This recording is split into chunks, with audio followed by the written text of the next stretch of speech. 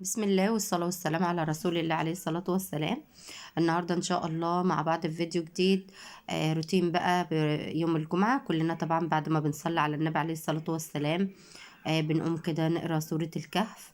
ونتوكل على الله بقى نشوف هنعمل غدا ايه للولاد، علشان بيبقى كلنا طبعا ملمومين كده، ولا في دروس ولا في حاجة. يوم الجمعة بيبقى الولاد ملمومين معانا، وبتبقى اللمة حلوة كده بقى، ونعمل لهم غدوة حلوة. فجبنا فرخة كده، وجبنا يعني شوية رز كده بشعرية حلوين، في ظل بقى غلاء الأسعار اللي احنا فيه. يعني دايما الرز كده نعمل معاه بقى شوية شعرية وكده. طبعا للناس الجداد خالص اللي لسه ما مش عارفين طريقة الرز بشعرية، او ممكن الشعرية تكون بتبوظ معاهم، انا بحمر كده الشعرية في الاول. يعني ده كيس شعرية نص كيلو، فانا حمرته كده في الطاسة لوحده. بعد كده غسلت الرز ونقعته، وبعد كده سبته هياخد غلوة واحدة. يعني الرز بتاعي اول لما بيجي يغلي كده وبقى حاطه له الملح وكل حاجه، اروح نازله عليه بالشعريه على طول كده زي ما انتوا شايفين. اول الرز ما بيجي يغلي بتن حتف عليه بقى الشعريه. طريقه جميله جدا وحلوه قوي ومضمونه 100%، جربيها وعلى ضمانتي. الرز بيطلع معاكي مفلفل وجميل وزي الفل، والرزايه زي العسل. جربيه ان شاء الله هيعجبك جدا بالطريقه دي. دي طريقتي في الرز بشعريه. طبعا بعد ما عملت الرز بشعرية بقى وغطيت عليه، شايفين عمل طلع معانا بالشكل الجميل جدا ده، وحلو قوي ومفلفل وجميل. جربوه. يعني تحمروا الشعرية في الأول، وبعد كده تغسلي الرز، بس بتزودي ضعف الرز مية. يعني مثلا لو بتحطي كوبايتين مية، لا حطي 4 كوبايات مية وسيبيهم. أول لما يجي الرز يغلي احتفي عليه على طول الشعرية وهي سخنة. بيغلي على طول مع بعضه، وبيطلع معانا مفلفل وجميل كده. خلاص كده خلصنا الرز بشعرية، ندخل بقى على الفرخة بتاعتنا نشوف هنعمل فيها ايه. طبعا محتاجين جزرة. الفرخة مغسولة كويس أو منقوعة في ليمون ونعناع. معانا فلفل، معانا بهارات لحمة، معانا حبهان ومستكة. معانا بطاطس وبصلة للشوربة دي مجهزينها كده للشوربة. فلفل، بهارات لحمة، ورق لوري، حبهان ومستكة أساسي طبعا علشان الشوربة بتاعتنا تبقى حلوة. والفرخة مغسولة بقى ومتنضفة وجميلة زي ما انتوا شايفين كده. انا حطيت معلقة زبدة صغيرة جدا على النار في حلة، وسبتها لما قدحت، وبعد كده نزلت عليها بقى بالحبهان والمستكة. لازم اسيحهم كده في معلقة الزبدة او السمنة المتاحة عندك. المهم لازم نص، يعني حتة كده على حرف المعلقة زبدة أو سمنة. وبعد كده بتحطي بقى الحبهان والمستكة. أول لما بيدخنوا كده بقى ويسيحوا تحدفي بقى الفرخة بتاعتك عليهم. ما تتخيليش بقى الريحة بتبقى عاملة ازاي. هبدأ أقلب الفرخة كده، شايفين عملت ازاي؟ بتتحمر معانا وجميلة جدا، وريحة الحبهان والمستكة لازم كده تسيحيهم، بيبقى ريحتهم حلوة جدا.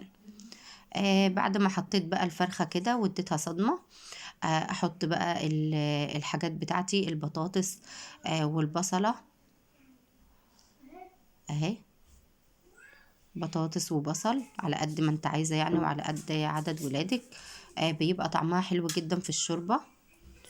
بعد كده بقلبهم بقى تقليبة كده ياخدوا من ريحة الحبهان والمستكة. معايا جزر. انا الجزر ده ببقى مقطعاه كده وشايلاه عندي في الفريزر، بحيث لو مش موجود عندي جزر فريش كده او طازة، اقوم واخده من الجزر الموجود في الفريزر ده، احط بقى على شوربه، احط على اي حاجه انا محتاجاها. فطلعت كده جزرايه وهحطها بقى على الشوربه اهي. بعد ما يعني ساحت معانا بقى من التلج، خلاص انا قطعتها كده وحطيتها على الشوربه بتاعتنا. بعد ما حطيت جزر وبطاطس وبصله، هحط بقى البهارات بتاعتنا. شويه فلفل ده اساسي، ورق لوري بيخلي ريحه الشوربه حلوه جدا. بعد كده الفلفل وبهارات اللحمة. طبعا بهارات اللحمة على حسب رغبتك، في ناس ما بتقبلش تحطها لان بتدي ريحة كده للشوربة، يعني زي ريحة الطباخ كده، بتخلي ريحة الأكل جميلة جدا.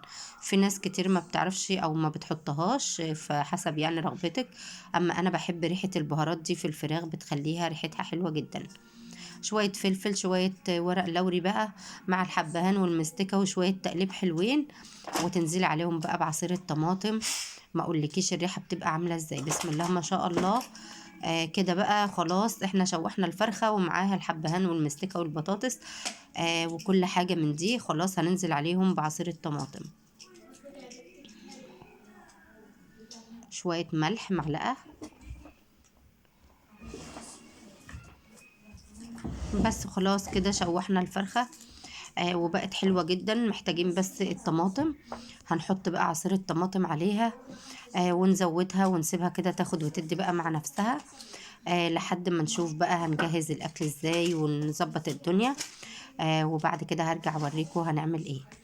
انا حطيت كده عصير الطماطم، هبدأ ازود كده. خلاص فيها الفلفل، فيها الملح، فيها البهارات، فيها ورق اللوري، فيها البطاطس، البصل، الجزر، فيها كل حاجة.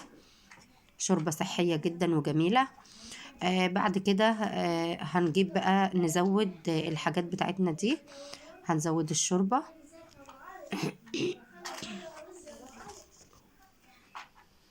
هزود كده لحد ما اغطي الفرخة واسيبها بقى تغلي ونشوف هنعمل ايه مع بعض.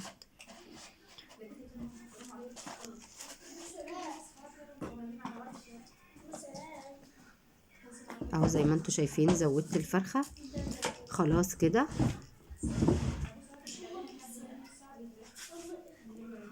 بس كده هسيبها ونرجع بقى بعد ما تستوي نحمرها مع بعض ان شاء الله. خلاص بعد ما الفرخة بتاعتي استوت انا خلاص بدأت احمرها زي ما انتوا شايفين كده. الطاسة دي صحيح صغيرة بس جميلة جدا، بتحمر لي الحاجة بسرعة جدا وحلوة قوي. فعشان كده تلاقوها معايا في كل حاجة، محمرة فيها الشعرية وكمان حمرت فيها الفرخة حلوة جدا. خلاص زي ما انتوا شايفين بدأت تحمر اهي لحد ما تاخد اللون بقى الذهبي الجميل. طبعا الزيت لازم يكون سخن جدا جدا علشان خاطر تحط الفرخة ما تشربش معاكي زيت، لا تتحمر كده بسرعة جدا.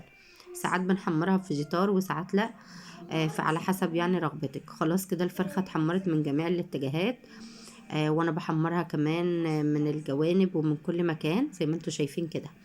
بعد طبعا ما حمرت الفرخة بدأت بقى اجهز الاكل. وده كان شكل الاكل بتاعنا. دي الشوربة ومعانا مخلل اللفت الجميل الحلو ده اللي انتوا شايفينه معمول في البيت، طبعا ما فيش احلى منه.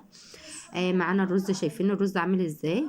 جربوا طريقتي في الرز وان شاء الله هتعجبكم جدا، طريقة حلوة جدا. واكيد اكيد انها مضمونة يعني باذن الله. يعني اي حد هيعملها هتطلع معاه حلوة جدا حتى لو لسه ما بيعرفش يطبخ خالص. ودي كانت غدوة يوم الجمعة. اتمنى ان شاء الله يكون الفيديو عجبكم. ما تنسوش الصلاة على النبي كتير. ببركة الصلاة على النبي عليه الصلاة والسلام خلصنا الفيديو بتاعنا. اشوفكم في فيديوهات تانية. ما تنسونيش من اللايك والاشتراك.